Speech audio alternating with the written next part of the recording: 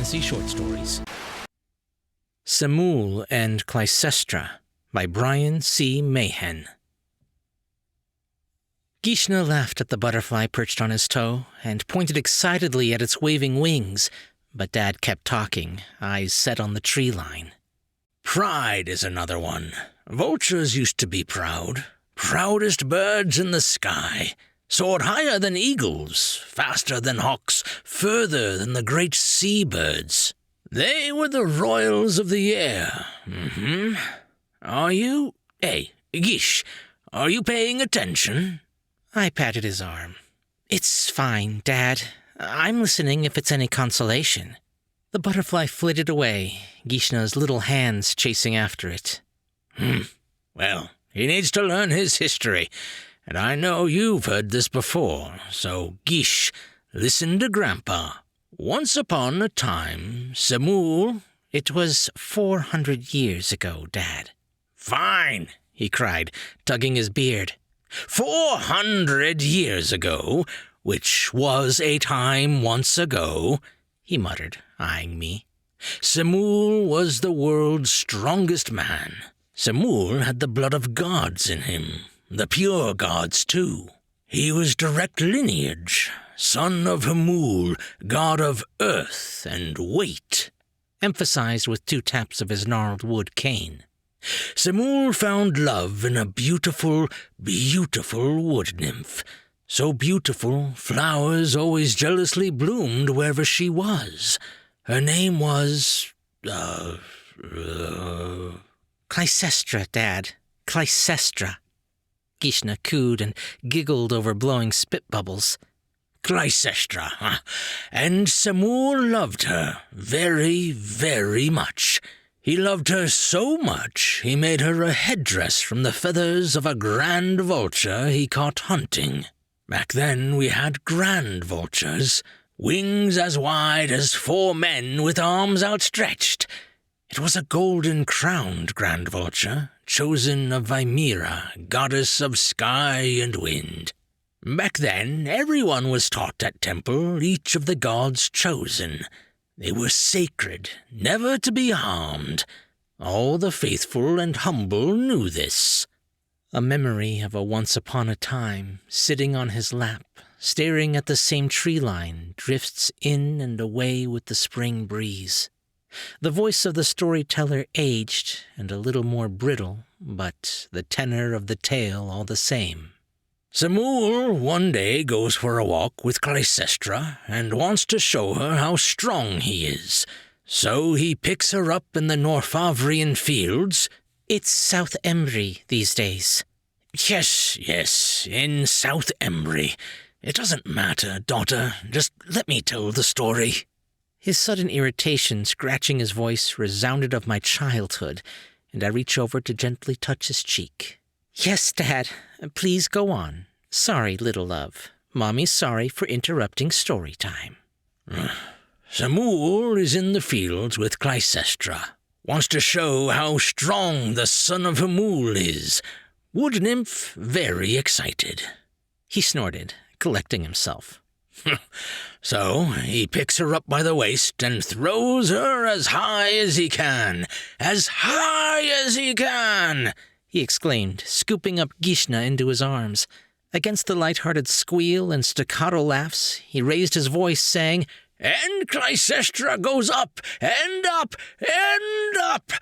The headdress he made for her was tied around her waist, its golden feathers gleaming in the sunlight. I stood to lean against the porch post, admiring a hovering silhouette aloft in the blue sky. How free it must feel, gliding by the gust, untethered in its flight. But as Clycestra's coming down, screaming because she's so very afraid and so very impressed by her love's strength, Semuul sees something. Semuul was not only strong, you see, but his sight was so powerful he could tell the color of a man's eyes from miles away. Do you know what he saw? Gish stared wide-eyed, his little mouth open in mimic of Dad's questioning gaze. That's right, a vulture. A golden-crowned grand vulture swooped in and captured Clycestra before she could land in Semuul's arms. The vulture soared away to its roost high up in the Embryon range. Now, the story gets a little scary here, Gishna. Do you want me to continue?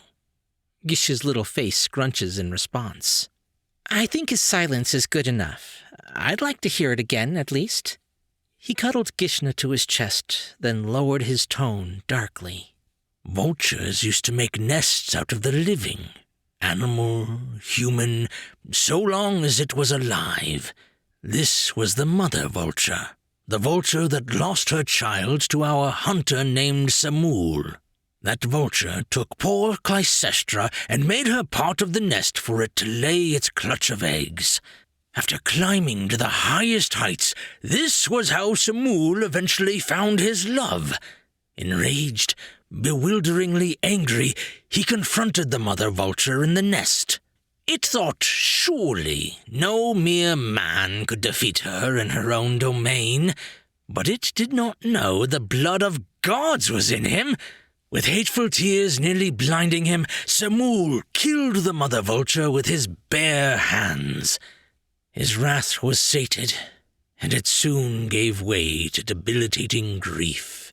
He sat down in the nest, resting himself on the eggs as large as you, Gish. But then it dawned on him. He knew what a clutch meant. There was another one to wait for. Anger seethed again, and blood was on his mind. Semuul pulled at the defeated mother bird and hid under her snapped wings. He waited night after chilly night, until finally, on the sixth night, a large shadow cast by a full moon darkened the bloody nest. Gishna picked at his nose, prompting me to pull his little hand away. The king of vultures arrived, the largest of all Vimira's children. Stricken, it roared at the sight of its shattered brood.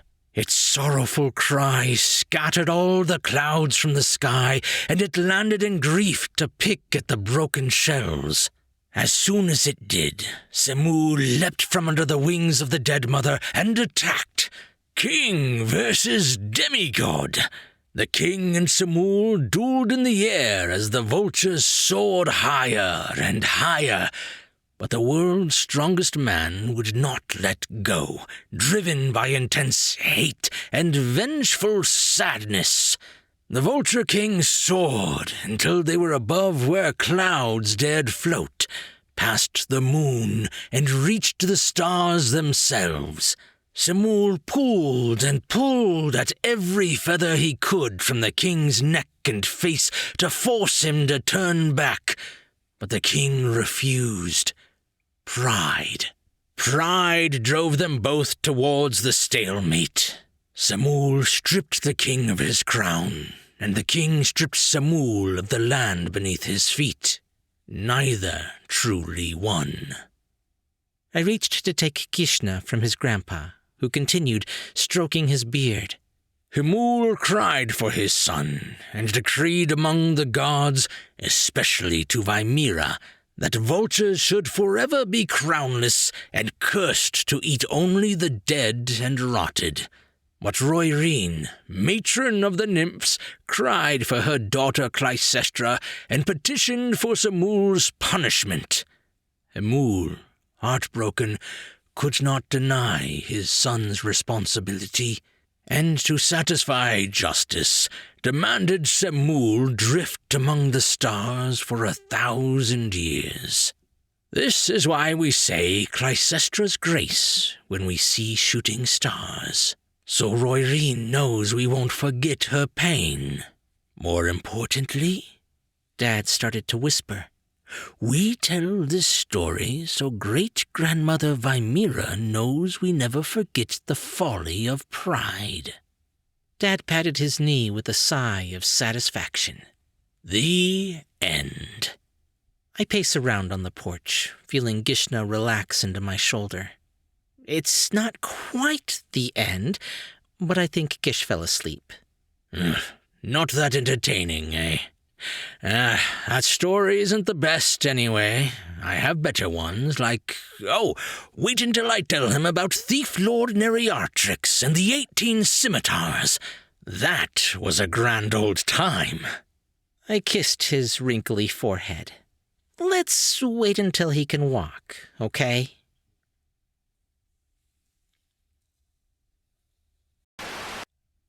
Brian Mahon is a former biologist, a submariner, father, incredibly poor violinist, and occasional writer.